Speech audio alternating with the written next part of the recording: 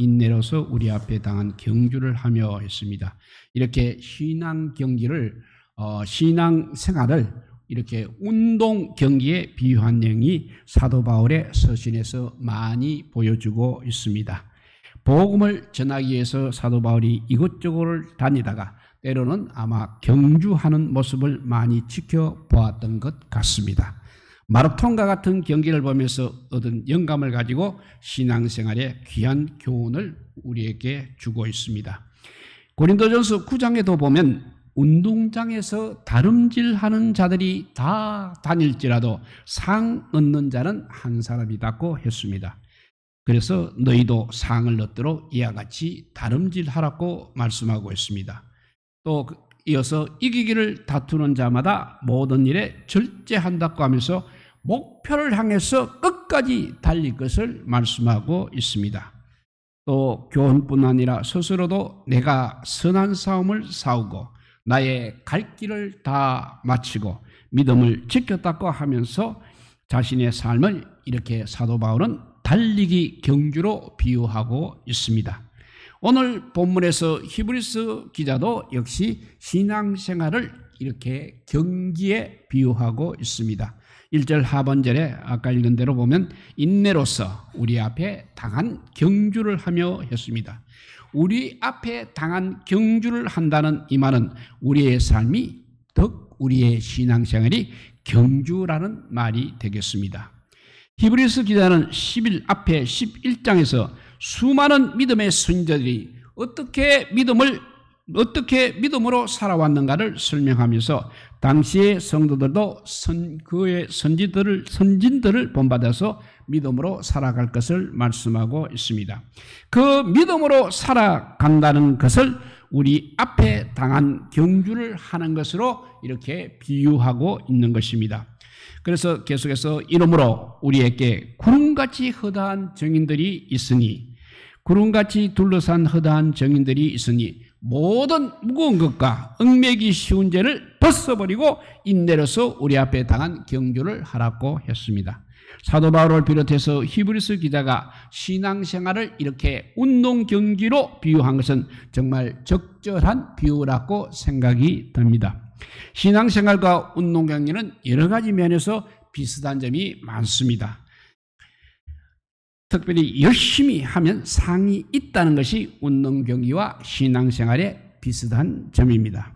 그리고 또 이기고 승리하기 위해서는 반드시 열심히 해야 한다는 면도 비슷합니다. 그리고 열심히 할 뿐만 아니라 무겁고 거추장스러운 것을 버려야 한다는 점도 같습니다. 그리고 무엇보다도 어렵고 힘들고 고통스러워도 끝까지 인내하면서 완주를 해야 한다는 점에서 신앙생활과 운동경기는 비슷한 것입니다. 그렇기 때문에 신앙생활을 운동경기에 비유하고 있는 것은 정말 탁월한 비유라고 할 수 있습니다. 그렇다면 신앙생활을 운동경기에 비유하면서 주시는 신앙적인 교훈은 무엇이겠습니까? 첫째는 열심을 내라는 것입니다. 바울이나 히브리서 기자가 이런 비유를 하면서 무슨 생각을 하였겠습니까? 무엇을 가장 중요하게 생각하면서 운동 경기로 비유를 했겠습니까? 우리가 대충 생각해 보면 신앙생활을 운동 경기와 같이 열심히 하자는 것이 아니었나 생각되어집니다. 미국 메이저리그에서 활약하고 있는 우리나라 선수 김하성 선수가 있습니다. 이 선수는 수비와 공격과 주루 이 세 가지를 다 잘하는 플레이로 알려져 있습니다. 이 선수가 타격하고 인류로 뛰어가는 모습을 보게 되면 정말 최선을 다하고 있습니다. 어느 때는 헬멧이 벗겨질 정도로 열심히 뛰어서 안타가 될 것을 2루타로 만드는 경우도 없지 않아 있습니다. 이 김하성 선수가 보여주는 모습처럼 이기기를 다투는 선수들 치고 대충 하는 선수는 없다는 것입니다. 연습을 할 때든 시합을 뛸 때든 최선을 다한다는 것입니다. 최선을 다하지 않고 대충 하게 되면 살벌한 그 경기에서 살아남을 수가 없는 것입니다.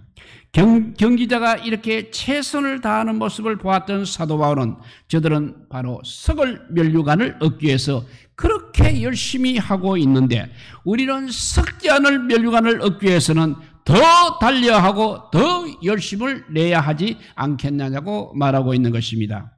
최선을 다하는 모든 운동선수들에게 경기는 절대 구경거리가 아닌 것입니다. 마라톤에 참 출전하는 선수들이 주변의 경치를 구경하면서 관광하듯이 그렇게 대충 달리지를 않습니다. 그리고 또 힘들다고 그늘에 쉬고 배고프다고 앉아서 라면을 끓여 먹는다든지 토끼와 같이 잠을 자는 일은 절대로 없는 것입니다. 물론 너무 힘들어서 중간에 기권하는 선수들은 있습니다. 그렇지만 선수들의 입장은 항상 기록을 단축하거나 등수에 들기 위해서 최선을 다하는 것입니다.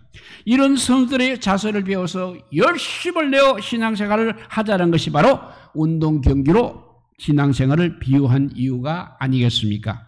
그런데 안타깝게도 신앙의 경주를 하는 성도들 가운데 이런 경기자의 자세를 갖지 못하고 열심히 하지 않는 성도들이 있다는 것입니다. 시간이 있으면 예배를 드리고 시간이 없으면 드리지 않는 모습으로 신앙생활을 할 때도 있는 것입니다. 또 다른 급한 일이 있으면 얼마든지 예배에 빠지고 오히려 그것을 당연하게 생각하기도 하는 것입니다. 어떻게 보면 신앙의 경주에서 승리자가 되기를 바라는 마음이 없는 것 같이 보이기도 한 것입니다. 이런 성도들을 향하여 주님께서는 너가 열심을 내라고 말씀하시는 것입니다. 그러면 성도들이 열심을 내지 못하고 적당하게 하는 이유가 무엇이겠습니까? 신앙생활을 내 인생에서 가장 중요한 일이라고 생각하지 않고 취미 정도로 생각하고 있기 때문인 것입니다. 그러나 여러분, 신앙생활은 정말 우리 인생에서 가장 중요하고 가장 핵심적인 일인 줄을 믿으시기 바랍니다. 나그네 인생길에서 하나님을 섬기며 믿음으로 그리고 말씀으로 살아가는 것보다 더 귀중하고 귀한 일은 이 세상에 없는 것입니다. 일반적으로는 직장생활이나 사업이라 해서 돈을 벌고 가정을 꾸리고 살아가는 것이 가장 중요하다고 생각을 하고 있습니다. 그러나 성경적인 관점에서 볼 때 하나님을 섬기고 믿음으로 말씀으로 살아가는 것이 우리 인생에서 가장 중요한 일인 것입니다. 하나님께서는 신앙생활에 실패한 자가 바로 인생에도 실패한 자요, 신앙생활에 성공한 자는 인생에서 성공한 자라고 그렇게 말씀하십니다. 농사를 잘 짓고 잘 보관해서 잘 먹고 평안하게 살려고 했던 부자를 향해서 하나님은 바로 어리석은 자라고 말씀하셨습니다. 또 많은 물질을 갖고 호화를 연락하며 그것이 전무인장 살았던 또 다른 부자에게는 결국 그는 엄부에 들어가서 물 한 모금을 강구하는 고통을 당하게 되었습니다. 또 돈 많고 권세 있는 부자 청년을 향하여서는 그것을 다 팔아 가난한 자들에게 나누어 주고 나를 따르라고 말씀하시는 것입니다. 여러분, 신앙의 경주를 잘하기 위해서는 신앙생활이 바로 내 인생에서 가장 중요한 일임을 깨닫고 이 일에 열심을 낼 수 있기를 바랍니다. 열심히 최선을 다하는 운동선수들 같이 믿음의 경주 신앙에 달리기를 잘하여 마지막에 승리하시고 하나밖에 없는 우리들의 인생을 성공적인 삶으로 이끌어갈 수 있기를 바랍니다. 이렇게 열심을 내라고 했습니다. 첫 번째. 두 번째 교훈은 인내로서 신앙의 경주를 하라고 말씀합니다. 1절에 보면 인내로서 우리 앞에 당한 경주를 하며 했습니다. 여기서 인내로서라는 것은 경주를 하는 자가 가져야 할 최고의 자세가 바로 인내하는 것이라는 것입니다. 경주라는 말은 헬라어로 아곤 이렇게 말하는데 이 단어에서 어고니 고통이라는 영어 단어가 나왔습니다. 운동선수가 경기하는 모습을 보면 정말 멋있고 아름다운 아름답고 경기에 따라서는 매혹적인 모습으로 우리 눈에는 보일 수 있습니다. 그러나 경기를 한다는 것은 정말 절대 쉽지 않는 것입니다. 그렇게 하기까지 얼마나 힘들고 얼마나 어렵고 얼마나 고통스러운 과정을 거치게 되었겠습니까? 어렵고 힘들다고 중간에 포기하는 것은 진정한 경기자의 자세가 아닌 것입니다. 끝까지 참고 인내해서 경기를 반드시 마쳐야 하는 것입니다. 이것은 우리 신앙생활에도 마찬가지인 것입니다. 신앙생활 정말 절대 쉽지 않은 것입니다. 특별히 올바르게 신앙생활을 하려고 하면 더 어렵습니다. 더 시험이 많습니다. 더 고통이 따르는 것이 바로 신앙생활인 것입니다. 그러기에 중간에 포기하는 사람들이 너무나 많이 있다는 것입니다. 처음에는 정말 열심히 뛰는 것 같습니다. 그런데 중간에 더 이상 힘들어서 못 뛰겠다고 그렇게 기권을 하는 것입니다. 포기하고 경주에 이탈하여 구경꾼 대열로 합류하는 사람도 있는 것입니다. 오늘 말씀의 수신자들이 바로 그런 사람들이었다는 것입니다. 이들은 유대교 신앙을 갖고 있다가 이제 예수님을 영접하여 유대교를 버리고 기독교로 개종을 하였던 사람들입니다. 이런 일로 인하여 유대인으로부터 많은 핍박을 받았습니다. 핍박이 점점 심해지자 서서히 이제 신앙의 경주에서 이탈하기를 시작한 것입니다. 먼저 예배 드리는 일에 게으러지기 시작을 합니다. 매주일 예배 드리다가 이제는 한 달에 한 번 정도 예배를 드립니다. 그러더니 아예 예배 시간에 보이지를 않고 있는 것입니다. 유대인들의 핍박을 피하여 신앙의 경주에서 이렇게 기권을 해버리고 만 것입니다. 그런 성도들을 향하여 모이기를 피하는 어떤 사람들의 습관과 같이 하지 말고 그날이 가까움을 볼수록 더 그리하자고 권면하고 있는 것입니다. 오늘 우리 주변에도 이런저런 이유로 신앙의 경주에서 이탈하는 사람들을 많이 볼 수 있습니다. 이탈한 것은 아니지만 열심을 내지 못하고 경주를 하는 것인지 아닌지 헷갈리게 그렇게 신앙생활을 하는 사람도 있는 것입니다. 겉으로 볼 때는 지금 달리고 있는 것 같습니다. 그런데 실제로는 경기에 별 관심이 없는 것입니다. 정기적으로 교회 다니고 예배에 참석하고 헌금도 드립니다. 그러나 믿음의 경주를 열심히 하지 않고 있는 것입니다. 이것이 가장 중요한 일이라고 신앙생활 하는 일이 가장 중요한 일이라고 생각하고 있지 않다는 것입니다. 이들의 마음은 벌써 경주에서 이탈하였습니다. 이미 경주하는 것을 포기했을지도 모르겠습니다. 여러분, 초반에 조금 열심히 달렸다고 다 되는 것이 아니라는 것입니다. 인내로서, 오늘 말씀처럼 인내로서 끝까지 달려야 하는 것입니다. 힘들고 어려워도 믿음의 경주다는 생각을 갖고 열심히 달려야 하는 것입니다. 중간에 포기하지 않고 어렵고 힘들고 고통스러워도 끝까지 믿음의 길을 달리는 우리 모두가 될 수 있기를 바랍니다. 이렇게 신앙생활은 열심을 내라고 했습니다. 두 번째는 인내로서 신앙의 경주를 하라고 말씀하고 있습니다. 세 번째는 모든 무거운 것과 얽매이기 쉬운 죄를 벗어버려야 한다고 했습니다. 모든 무거운 것과 얽매이기 쉬운 죄를 버리고라고 오늘 본문에 나와 있습니다. 운동선수에게 특징은 매우 중요하고 경기에 미치는 영향은 생각보다 훨씬 큽니다. 세계 수영연맹에서는 2010년부터 선수들이 전신 수영복을 입지 못하게 했습니다. 그 이유는 실력으로 기록을 단축하는 것이 아니라 첨단 수영복에 의해 기록이 단축된다는 것을 알았기 때문에 그렇다고 합니다. 이렇게 중요한 선수들의 복장은 한마디로 간단합니다. 어떤 운동 경기라도 복장이 복잡하거나 두툼하지 않다는 것입니다. 그렇게 해서는 기록을 단축하거나 민첩하게 경기를 할 수 없기 때문입니다. 신앙의 경주를 할 때도 이 같은 원칙이 분명히 적용되는 것입니다. 모든 무거운 것과 얽매기 쉬운 죄를 반드시 버려야 한다는 것입니다. 여기서 무거운 것은 문자적으로 부피가 큰 방해물을 말하고 있습니다. 부피가 큰 방해물 가지고는 절대로 제대로 달릴 수가 없는 것입니다. 예수님을 찾아왔던 한 청년은 부자였고 관원이었고 어릴 때부터 정말 율법을 잘 지켰던 정말 어디 하나 부족할 것이 없는 사람같이 보였습니다.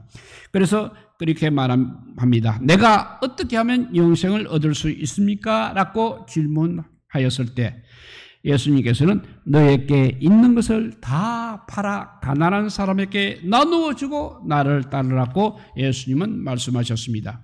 주님은 이 청년의 많은 재물이 바로 그 인생의 경주를 하는데 방해가 되는 무거운 것으로 판단하신 것입니다. 얽매이기 쉬운 죄는 쉽게 함정에 빠뜨리기 위해 유혹한 죄를 말하고 있습니다. 내 마음에 합한 사람이란 그런 말을 들을 정도로 하나님을 잘 섬기는 다윗이 믿음의 길을 달릴 때 얽매이기 쉬운 죄에 빠진 적이 있었습니다. 신하의 아내가 목욕하는 것을 보고 성적인 유혹에 빠진 것입니다. 죄를 감추기 위해 또 충실한 신하였던 우리아를 죽이는 잘못까지 범하게 되는 것입니다. 오늘 우리들의 신앙의 경주에서도 무거운 것과 얽매이기 쉬운 죄의 유혹에 빠져 신앙의 경주를 방해받을 때가 얼마나 많은지 모릅니다. 우리들에게 있어서 무거운 것은 무엇이고 얽매이기 쉬운 죄는 무엇입니까? 신앙의 경주를 방해하는 이런 것들을 빨리 벗어버려야 하는 것입니다. 여기서 벗어버린다는 말이 바로 회개하는 것을 말하고 있습니다. 다윗이 나단 선지자의 지적을 받자 다윗은 자신의 죄를 벗어버렸습니다. 눈물을 흘려가며 철저하게 회개할 때 하나님께서는 용서하셨습니다. 회개함으로 용서함을 받은 다윗은 다시 일어나서 믿음의 경주를 계속해 나갈 수 있었다는 것입니다. 인생의 무거운 짐을 이렇게 하나님께 맡기고 회개함으로 믿음의 경주를 끝까지 잘 감당하는 우리 모두가 될 수 있기를 바랍니다. 이렇게 신앙생활은 첫째, 열심을 내라고 했고, 두 번째는 인내로서 신앙의 경주를 하라고 했습니다. 세 번째는 무거운 것과 얽매이기 쉬운 죄를 버려야 한다고 했습니다. 마지막 교훈은 신앙의 경주에는 분명히 상이 있다는 것입니다. 우리가 믿음의 경주를 끝까지 감당해야 할 이유가 있습니다. 그것이 바로 상인 것입니다. 상급입니다. 운동 경기자에게서는 분명한 상이 있습니다. 아마추어에게는 건강이나 기쁨의 상이 있습니다. 프로에게는 병정 면제라든지 많은 연봉 그리고 명예로 보상받는 상이 있습니다. 이런 상이 있기 때문에 운동선수들이 열심히 운동을 하고 어려움과 고통을 참는 것이 아니겠습니까? 신앙의 경주도 우리 주님께서 주실 상이 있기 때문에 인내하며 끝까지 경주를 하는 것입니다. 오늘 2절 말씀에 보면 예수님께서 십자가의 고통을 참으시고 부끄러움을 개의치 아니하신 이유가 바로 그 앞에 있는 기쁨이라고 말씀하고 있습니다. 그 앞에 있는 기쁨은 부활이나 하나님 우편이 될 수도 있습니다. 하늘과 땅의 모든 권세를 받으시고 만유의 왕이 되시는 것일 수도 있습니다. 예수님께 주어진 상은 믿음의 경주를 하는 성도들에게도 역시 주어질 것입니다. 믿음의 경주를 하고 있는 우리 성도들에게는 구원의 상이 있는 것입니다. 하늘나라에 들어가는 상과 하늘나라에서 면류관을 쓰고 영생을 누리는 상이 분명히 있는 줄 믿으시기 바랍니다.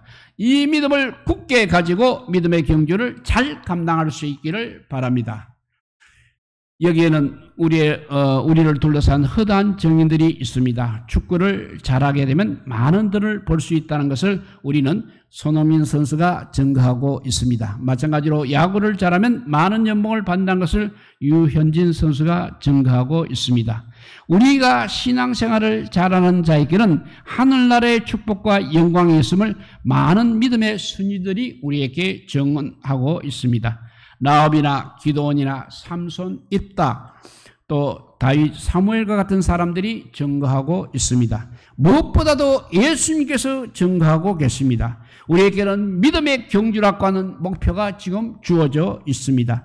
우리는 이미 이 경주를 시작하였고 여기까지 달려왔습니다. 앞으로 인내하며 마지막 결승점까지 믿음의 경주를 반드시 감당해야 합니다.